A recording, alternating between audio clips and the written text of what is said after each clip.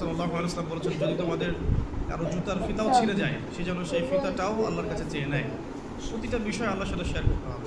আল্লাহ, আমার চাকরির দরকার, আমার রিজিকের সমস্যা, আমার পারিবারিক সমস্যা, আমার ব্যবসার সমস্যা, আমার ইলম অর্জন করতে চাই, আল্লাহ আমাকে ইলম দান করো। আল্লাহ, আমি শারীরিকভাবে অসুস্থ। বিভিন্ন রকম সমস্যা আমরা জর্জরিত আছে। প্রত্যেক মানুষের কোনো না কোনো সমস্যা আছে। সমস্যা থাক বা না থাক, দোয়া করতেই থাকতে হবে। যে ব্যক্তি সুখের সময় বেশি বেশি দোয়া করে, আল্লাহ পাক দুঃখের সময় তার দোয়া বেশি কবুল করেন, এমনটা হাদিস এসেছে।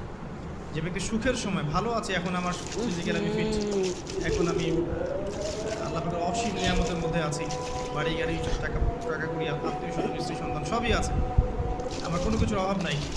এরকম সুখের সময় যে ব্যক্তি বেশি বেশি দোয়া করবে, ইস্তেগফার করবে, ক্ষমা চাবে, আল্লাহ পাক দুঃখের সময় সেই বান্দার পাশে থাকবেন ইনশাআল্লাহ। আর সবচেয়ে বড় দুঃখের দিন তো কিয়ামতের দিন, আল্লাহ পাক সেদিন ইনশাআল্লাহ আমাদের সাথে থাকবেন ইনশাআল্লাহ তাআলা। দোয়ার আগে এই আদবগুলো মেনটেন করবেন। বাংলা